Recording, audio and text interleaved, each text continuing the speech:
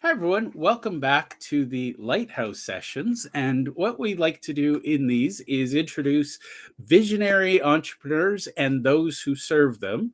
I have my new friend here, Alan St. Joseph, with us. Alan, why don't you introduce yourself and tell my audience a little bit about who you are and what you do? All right. Okay. So I am Alan. I'm a LinkedIn personal branding and SEO specialist. So basically, I help businesses get more visible on LinkedIn and Google search through personal branding on LinkedIn and outreach, and through SEO on Google search. So that's basically what I do in a nutshell. I've been doing it for a while. I used to do a lot of digital marketing in the past, but obviously as time went and I started to be more active on LinkedIn, I decided to niche down on a particular area, because digital marketing is wide. So I niched down on LinkedIn and Google search, which you'll see if you jump on my LinkedIn profile. I post quite often. So yeah, that's me in a nutshell. Yeah. And for everybody, I will have Alan's LinkedIn in the show notes. And I do remember, Alan, when I first saw your profile, um, I saw the algorithm wall breaker on your Oh yeah. image. And Yeah. I said, Yeah. I can't even remember how you and I connected, but I do remember seeing you going, I need to meet this guy. So Oh man. Yeah. no Yeah. pressure. All right. Well, Alan and I are going to have a typical Lighthouse session where I have no idea where this conversation is going to take us. And I don't think Alan or I have any preconceived notions. So, Alan, let's start with I believe entrepreneurs are the most fascinating people on the planet because everybody will tell us you should get a job, you should do this, you should do that, and we ignore that advice. So, Alan, how did you, first of all, get into digital marketing as a profession, and then how did you filter down to, I love that you niched down to LinkedIn and Google. Hmm. All right. So if I'm not gonna lie, if I had this connection, his name's Phil Poland. If I'll say if Phil was here, we'll just say, oh, his story, because I hear I'll say Phil's always talk about telling your story, and Yeah. I do that very often. So yeah, You're so used to now making other people tell their story, right? yeah, so but now I'm doing it. So with me, so basically back in the day when I started working for the first time, it was more like I was applying for different jobs, and then what opened to me was copywriting. So copywriting was the start. But the company I worked with, they said was, we need you to write in a specific way. We need you to write these specific keywords in the content that you're writing and in this particular structure. They never once said the phrase SEO, search engine optimization, because that's basically what they were making us do without actually saying the term. So yeah, without actually optimizing for Google, but not actually telling us you're doing SEO. So Giving you half the picture, right? yeah, You're going to be judged on some metrics, but we're not going to tell you what they are. yeah, so, yeah.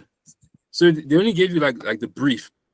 And so all I knew was, oh, I'm doing copywriting. So I didn't have. It's only like later when I got like a 6 month sort of internship that's around lockdown. I think just before lockdown, that that I started hearing proper digital marketing terms for the first time, like talking PPC, email marketing, social media, not just social media, like TikTok, but actual social media marketing. So we paid ads, Facebook ads, Instagram ads. TikTok was on the rise at the time. TikTok was really growing, the fastest social media platform. I think it still is currently. And that was when I started hearing all sorts of. That's how where I heard SEO for the first time. That's where I jumped onto LinkedIn for the first time. So it's only then I realized I was doing SEO. I was doing SEO, but I didn't actually know it. So I was what in it before I knew. That's a common entrepreneurial phrase, by the way. yeah, yeah. So yeah, so I was doing what they had me doing was on page SEO. But from there, after the 6 month internship, I was primarily doing at the time. I was primarily doing social media marketing. So I was managing like, what's it, 1, 2, 3, 4, 5 different social media platforms for a company. It was usually like, it's more like I was in a marketing team, but it was a marketing of 2. So when the actual social media manager was away, I'd be managing the whole thing until she came back. So it got me experience of what it was to actually manage a social media platform for a company. But at the time, it was primarily just for awareness. So this is more like the stage where I was getting to know all like the vanity metrics. So with SEO, at first I thought it was all about vanity metrics. So I was like, with SEO, you have to make sure you get all that traffic. That traffic on Google Analytics has to be up really high up there. Social media analytics, you have to have like 1,000 likes to go viral. All that jazz. That's what I was learning. But it was only after I left my internship and I started like, at first I started applying for different stuff. It didn't go so well. it didn't go so well applying. And I was like, I don't know. The rejection emails was crazy. Like I was talking like how many, like I was receiving maybe like 1,000, maybe 2,000. I didn't really know how many I received. I stopped keeping track to the point where I saw notification. All it took was me to see it like a notification of unfortunately. If an email started with unfortunately, I was like, nah, I'm not reading this email. Yeah, and they come back. Not even gonna bother. Yeah. So after doing that, I was like, I'll just start doing my own thing. And that's when I started freelancing. So that's when I really started. So I had to really get into understanding social media, digital marketing, but its place in business. So because it comes to a point where when I was in that internship, it's more like, if you get us lots of likes, you get us lots of traffic, you've done well. Yeah. But it comes to a point how does it actually yeah. Yay me. Yeah. So it came to a point where you have to I had to stop and think, how does this actually relate to business? I know like they're paying me for this, but if I was to really, because at the time I was just like freelancing different bits of different projects here and there, but I was thinking if I was to really like get a proper professional, start earning a proper income from this, how does it actually relate to the business? And from there I realized that it has to lead to conversions.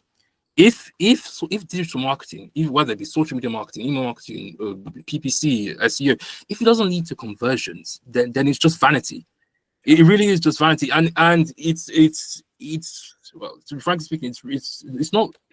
It can be quite both annoying and not good at how lots of companies are basically raising their junior digital marketers to only look at the vanity side.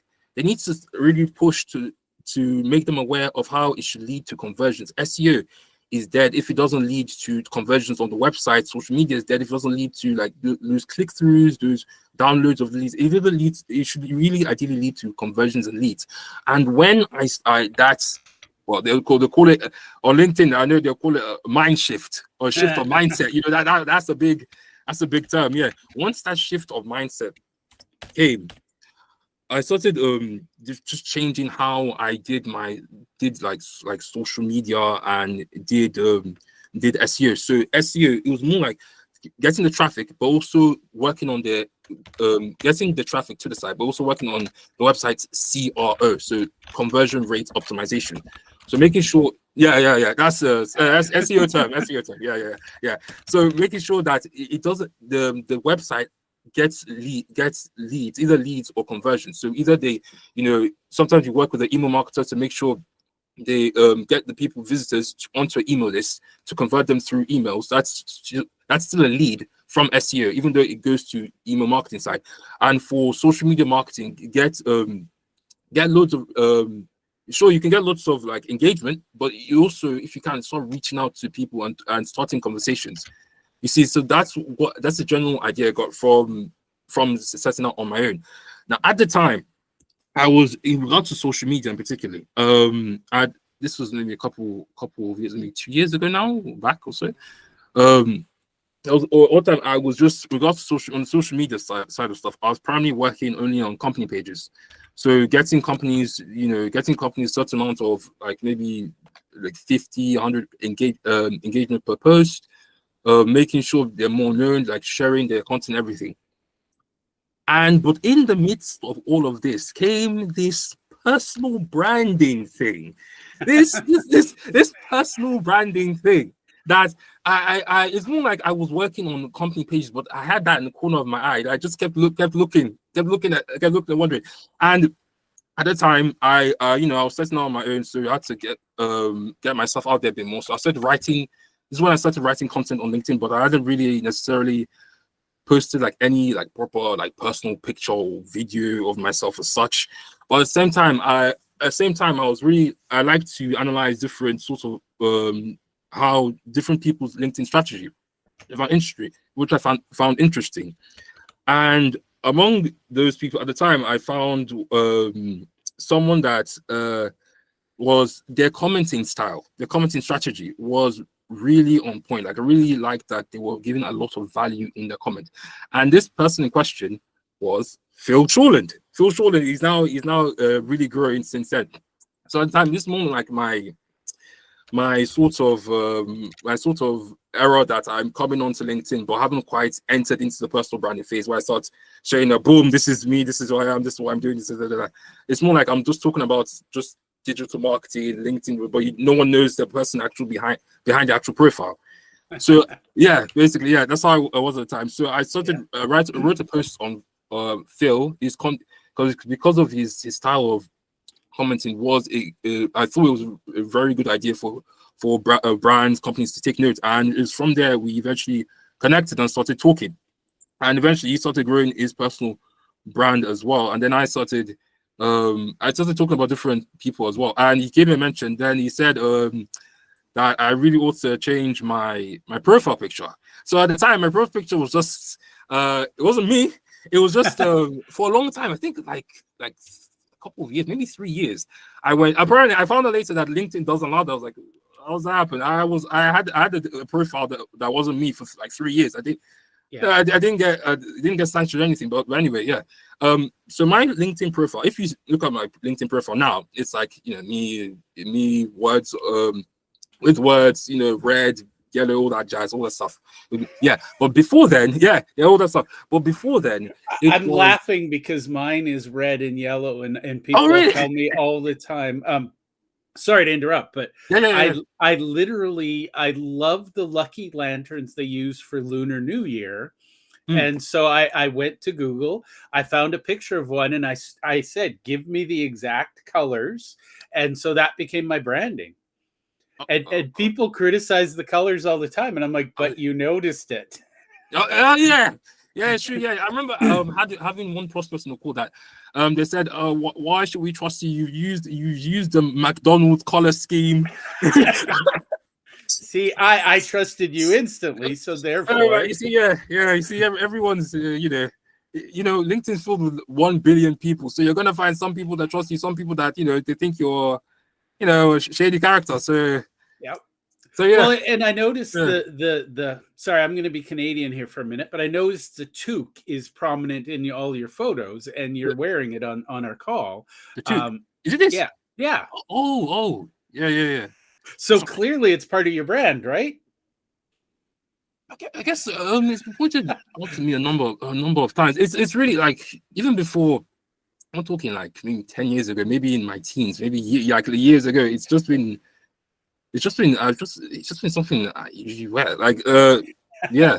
You got a big brain. You got to keep it warm, right? Oh, it's on the right side. Yeah, I suppose now it's become part of I guess my brand as such, because now when you get into personal branding, your whole self and what you do, it's all part of your brand. It's all how people see you. I didn't anticipate anyone would care. But I think I'm not wearing it now, but if you see my videos, there's this sometimes I wear this tie, and people say, some people say, what's up?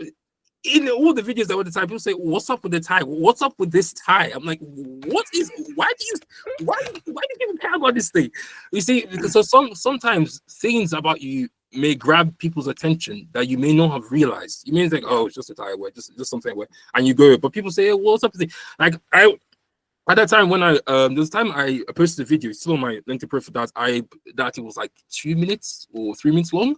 that most people usually would jump off at 30 seconds. But there's this one woman,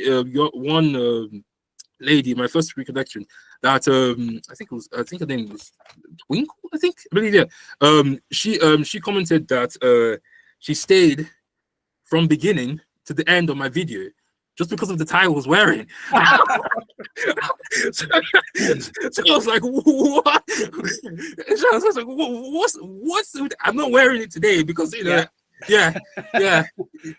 It is funny what people pick up, and the funny part is you can intentionally build your brand, and it's the accidents that you go, I'm going to do more of that. And I'll just give you an example. I used to speak at a lot of accounting conferences, and I would, I was a dutiful accountant. I would wear my suit that was either gray or blue because that's the accounting unofficial colors. And afterwards, people would work with me and they go, you're not as serious as I expected you to be, or whatever. And it just one time by pure accident, I wore a Hawaiian shirt at a speaking gig, and this guy, he lost his mind. He started yelling and shouting, and he said, "I'm not listening to this clown. I want my money back. I'm leaving." And I was like, "Thank you for raising your hand and leaving. Your money will be in your bank account when you get home." And then I looked at the audience and said, "Anybody else offended by Hawaiian shirts? Because if you are, you can leave now." And I'm not kidding, Alan. One other guy raised his hand. I said, "Just send me an email. I'll give you a refund. No questions asked." And we had the best day because everybody who stayed committed to having a little bit of fun and not taking everything too seriously. And I went home that day. I donated all of my suits to charity. And since then, I've worn nothing but Hawaiian shirts. And now it's funny because people debate, is that shirt Hawaiian enough? And I'm like, cut me some slack. I live in a non-Hawaiian country. Hawaii is a long ways from me. I'm happy I've got the theme going, but it became part of my branding just because it actively repelled people that I found too serious. So it's a fascinating space. Now, who do you work with? Who's a typical client that, what is somebody coming to Alan for help with? Me. Okay, so people usually come to me. I say people usually come to me when they want to get to know like LinkedIn or Google search more. Or I'll give you an example. Or sometimes when they just want to delegate the work to do with like let's say Google to someone else. Because I give you some. So back in the day, when I was just before I started niching down more towards the LinkedIn and Google search space, there was a time when I was just doing all sorts of digital marketing, just whatever sort of digital marketing came to my any sort of project, like email marketing, I'll do it. Social media, I'll do it. Just paid ads, I'll do it. Just whatever. But it came to a point where I found myself in my network surrounded by lots of digital marketers that they really didn't like SEO. They really, it came to a point like they actually it was a personal affront, or something like that. Yeah, it came to a point where sure they're paying me or they're signing a contract with me to do SEO, but in mind I'm thinking, wow, SEO, they really hate your guts. it was that bad. That but even though sure, because of that, I started niching out. I started studying SEO more, really really building different websites and testing different sort of SEO metrics on LinkedIn. I started connecting on connecting different SEO people, like really people that aren't just about the metrics, the traffic, but also the actual revenue generated from the site, and people that are really clued in about what different bits and bobs are happening in the SEO space. So really started connecting, really started going into SEO, and that's where I decided, like, you know what, SEO, if everyone hates you, then I'll take you. You're going to be one of my you're going to be one of my prime sort of digital marketing tactics that I use for generating revenue for myself, for clients, etc. Yeah. So Alan, I'm just gonna interrupt you and just say that I was one of those people who had I had great disdain for SEO because it didn't make sense. And for the record, what I realized was what I actually had true and full disdain for was the inorganic, unnatural, unholy SEO that was purely for the sake of the algorithms. Mm. Because to me, I'm a human being and I visit websites and I read things, and I'm like, I can feel the SEO just oozing out of every corner. You didn't write this for me. You wrote this for Google's algorithm. Well, no, that maybe used to work back in the day, but it doesn't work now. Like some people do like keyword stuffing. Like they just stuff all sorts of keywords on in the header, in the actual body of a text. You can't do that now because now Google search has actually become like smarter. So it's now tests. One of the key things it tests is how long a person actually stays on the website for, their user experience and also their activity on the website. So people can't get away with that anymore when it comes to SEO.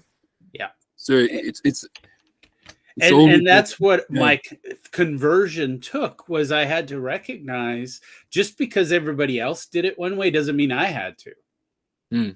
And did for you do me, SEO? Sorry? Did you do marketing for SEO before? Well, I'm a content creator, and okay. So the aha moment for me, because I was a snob, I was like, my content's too good for SEO. But that was the aha moment, and this is where I came around and I went, maybe SEO is not all bad, because I see SEO as a way to help people find my content, but the content still has to resonate with the people. And I think that's where I came around, and I love that you share that, because and by the way, I'm going to pull out a couple of other things you said. A lot of marketing is marketing for the sake of marketing, and I am sick and tired. I work with a lot of my clients. I don't actually do marketing anymore. I do a lot of other things. But I'm sick and tired of my clients getting these reports, oh, we got this many likes, this much engagement. Oh, engagement's up 500%. Okay. So I'm a jerk, and at heart, my one question, I'm very, very practical. I've worked with businesses my entire adult life. My question is, what's the revenue? And you'd think I'd ask them to justify their religion or their political views. A lot of marketers get really pissed off by that question, and I sense that you get that, and I love that you don't just look at, I use you got the vanity metrics. Sorry, I'm Canadian, so I'm going to quote Shania Twain, that don't impress me much. And that's, at the end of the day, I can't feed my kids vanity metrics. I tried, and they don't like likes or follows. They keep saying, Dad, I'm still hungry. And it's like, oh, crap. But I think that's the thing. We have this generation of marketers who are all in the mindset that marketing exists for the sake of marketing. And, oh, I won an award. Good for you. How many of your clients have gone out of business because they worked with you? Oh, I don't want to talk about that number. Well, the answer is, if it's one too many. So it's true. It's true. Yeah, that's the thing that was like going through my head when I started going out on my own. Like it really does have to lead to some sort of conversions. It has to align with the business's goals. Otherwise, it's pointless. It's dead. All marketing has to align to business with the business's goals with generating revenue for the business. It's like when I jumped on a call with this prospect I'm talking to, we're still going back and forth, seeing how we can work with each other. We can work with each other long term in regards to his SEO. And he was saying he was working with this agency, another agency in India, to help optimize with SEO. I was like, what can you on the call? He was like, how are you better than this agency? How are you going to do SEO better than this agency? What makes you different? What makes you this is the questions he was telling me. I was like, okay. Yeah. Aside one of the things was I said that we don't just want I said a number of things, but one of the things I said we don't just want to get traffic on the site. We want to make sure your website becomes a money-making machine. That's the objective. And his I couldn't see his face. The camera's on, but his camera was off. Like I don't know, it was like he had come from traveling or whatever. Yeah. But then through the computer, even though I couldn't see it, it's like, yes, that's exactly what I want. It's true because you want it to generate revenue. I just want to point out that you as a marketer stood out because you cared about revenue. That should say a lot. Wow. You can't. You need both market. I know when it comes to even in LinkedIn, when you want to generate like a lot of people talk about generating revenue on LinkedIn. Now it comes to a point where not even people who never had a background in marketing whatever are generating high revenue on LinkedIn, because what happens is that marketing is you're selling an emotion. Sales is about the numbers, and you need both to succeed. But for some reason, I don't understand how this went down. But some marketers, they hate salespeople's guts. Yeah. They just hate. I don't, honestly, that has been around, I think, since the first day somebody said, let's separate marketing and sales. There's always been, it's like a sibling rivalry. And it fascinates me because anybody who says, I'm in the marketing camp, I hate sales, or I'm in sales, I hate marketing, I know that you don't like success, because you can't be successful when you're fighting with your twin. It's two sides of the same coin. And ironically, you don't have a coin if you don't have both. So, all right. So, Alan, let's come around, because we are going to run out of time way too quickly. And I just want to thank you, because I know you're in a different time zone. Just in case anybody's wondering, Alan is in the UK. I'm in Canada. Now, what is a typical outcome? So somebody comes to you, and between you and me, they think what they're buying is marketing, but you deliver something totally different, because I can already tell that about you. What is their business? How is their business different after having worked with you and experiencing a little bit of your magic? All right. So what happens that try to aim for not just we want to work on what we say the front end and the back end.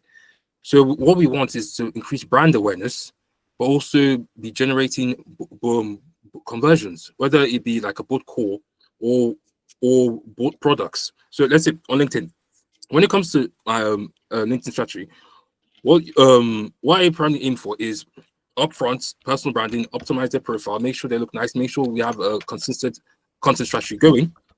That's the front end. But the back end, we want to be talking to your ICP, your ideal client profile, and also booking calls with them so that they can start having discussions. And eventually, for that to actually lead to a sale, lead to a sale of some product, whether it be then or in the long term. And we want to make sure that you keep touch points with your ICP if you've already dropped on a call with them. So we wanted, we don't just want, they booked a call, they're not interested, we want to follow up, we want to make sure it leads somewhere. So when I say personal branding, it's not just about the upfront, we also want the back end as well. We want it to lead somewhere for the business. We wanted to generate revenue, we wanted to generate leads in some way, shape, or form. Same with Google search. We don't just want it to generate traffic, we wanted to generate conversions, we wanted to generate booked calls, we wanted to generate bought products. We want to generate, even if it's just a lead, we want people to sign up to the email list and start targeting your ICP from there. So what I'd say in short is that I don't just do things for vanity's sake. It has to align with the goals for the business. It has to generate some form of revenue. It has to lead to some form of revenue, whether it be just a book call or organic pipeline revenue for Google search. So it has to basically aligns with the needs of the business. That's in short. Yeah, in a nutshell. Yeah, I want to underline that, punctuate it, hyphenate it, whatever, because I think a lot of people think that the to do is I need to launch a marketing campaign, and I always start with the end in mind. And I have a feeling you and I are going to have another conversation just on this. I'm a realist. I've worked in sales, I've worked in marketing, and I know that if I need one new customer, I need to have at least 2 conversations with prospects to get 2 prospects. I need to do, have at least 10 calls, and backing it up, I need to know what my metrics are. And I would challenge anybody, and maybe you and I will spark a revolution in the marketing space. Start with what you want to accomplish or need to accomplish. And I'm going to be really rude here, but figure out how to justify your expense, the fee that you're earning, because spoiler alert, nobody buys marketing services for the sake of marketing services. They're buying, and the worst story I ever heard, somebody spent 30,000 on a Facebook expert, and at the end of the day, the expert came back and said, well, all we did was we proved that your ideal client is not on Facebook. And I'm like, I could have told you that without wasting $30,000. So I don't know how that particular agency sleeps at night, because it turns out that's not an uncommon story from their clients. And so to me, it's like, okay, if I'm spending 30,000 from my business, I expect a return on investment. I, as a business owner, should know how many clients I need to receive in order to cover that expense. And the other spoiler alert, and this is something I rant about a lot, is if you get really good at marketing and you're able to bring cold traffic from around the globe into your funnel, you then need to get better at sales, which means your sales team is going to hate your marketing team if they're bringing crappy leads. So think about, from that business owner point of view, you should be monitoring, I hate the analogy, but the marketing team should be tipping humans into the top of the funnel, and your sales team should be guiding those humans through to the bottom where they become clients.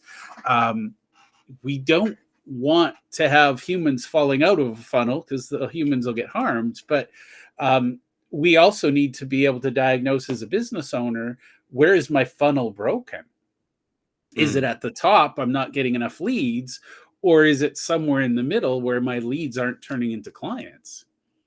And God forbid, you should not do anything unless you know, here's how I take a stranger and turn them into a client. If you can't answer that question, don't market.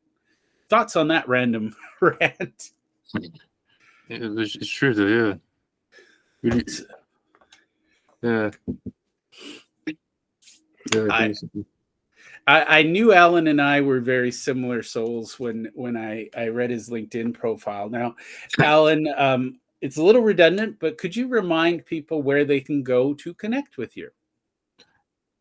I'll go to LinkedIn. go to LinkedIn. And the story. You search me up on Google search. Go to LinkedIn. Just connect with me there. If you wanna talk, you wanna book a call about your LinkedIn or Google search, you can book a call through my LinkedIn. Basically, just find me on LinkedIn. I'm sure Jeff will, put my handle somewhere. I will happily put it in the show notes. Yeah. Now, Alan, this is my favorite question, because I never know where it's going to take us. But is there anything I should have asked you that I haven't? Actually, I haven't. I think so. You asked just about everything. I mean, I've said more about my personal story than I have on LinkedIn. I've said more than you ever catch me on my LinkedIn page. So yeah. I think you told me about pretty much asked, and I've pretty much said more than usual. So it's true. Yeah. Phil be happy. He's the one that likes stories. Phil Shortland. If you go check him out as well, if you like, he's a great storyteller on LinkedIn as well. So, well, yeah. I would say you're a great storyteller too. Yeah. I want to thank you for taking the time to hang out with me and be a guest on my podcast today. Oh yeah, well, thank you as well, Jeff, for having me.